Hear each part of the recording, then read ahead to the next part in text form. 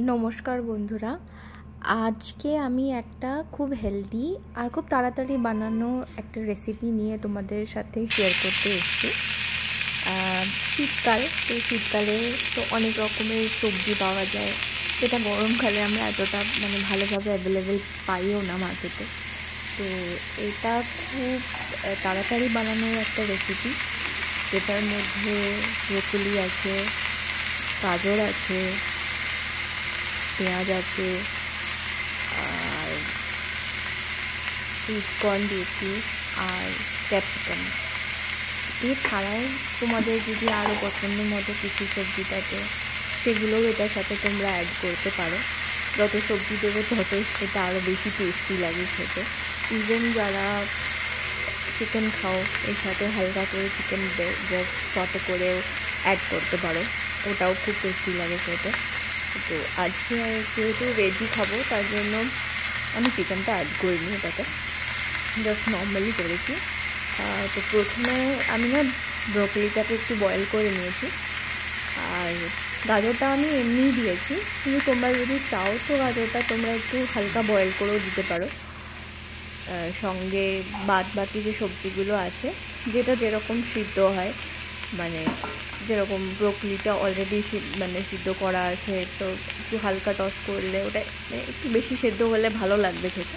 তার জন্য ব্রোকলিটা দিয়েছি আমি সবার আগে। তারপরে যেরকম যেটা যত তাড়াতাড়ি সিদ্ধ হয় সেই হিসেবেই আমি এক এক করে সব সবজিগুলো অ্যাড করেছি।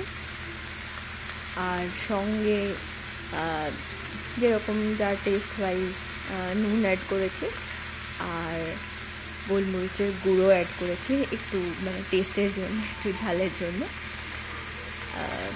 দিয়ে জাস্ট সবজিটাকে 2 থেকে 3 মিনিট একটু টস করে নিয়েছি, হালকা টস করে নিয়ে গরম গরম শীতকালে রাত্রে তো অসাধারণ লাগে খেতে। এটা আমার তো one of the best recipe বলতে পারো শীতের রাতে খাওয়ার মতো।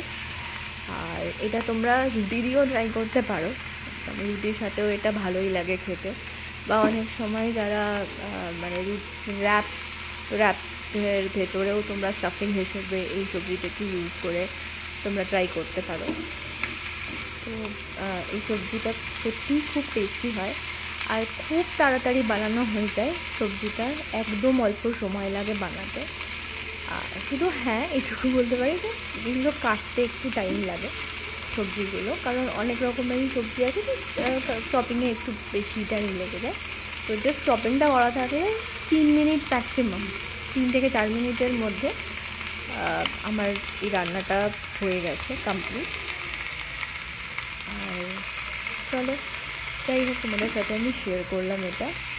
যদি তোমাদের ভালো লাগে তাহলে আমার চ্যানেলটাকে সাবস্ক্রাইব করে দিও, তাহলে এরকম আরও ভালো ভালো ভিডিও বানানোর জন্য আমি আরেকটু মোটিভেট হব, আর আরও তোমাদের সঙ্গে হেলদি রেসিপি আমি শেয়ার করবো ইন ফিউচার।